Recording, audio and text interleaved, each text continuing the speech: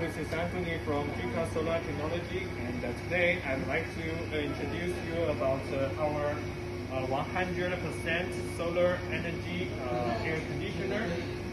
This model is 12,000 BTU and composed with 4 components. This is the indoor unit, and this is the outdoor unit. Inside has been installed with the DC 48 voltage high quality compressor, which is the Panasonic brand, and it will has with the solar PV panels, batteries, and controller all together. And how it works? During the sunny days. The solar panel can generate the power for DC compressor working, and it can produce the cooling air here from here.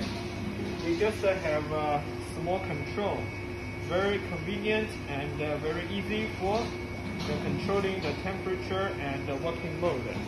Yes, it's very easy. We also have a 24 voltage model, and the consumption is smaller.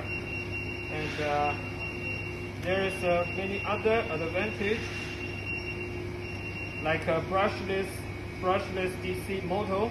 The DC motor allows fine rotation control, which reduces energy consumption, and the DC motor also provides improvements in operational efficiency of up to 35% compared to an AC motor.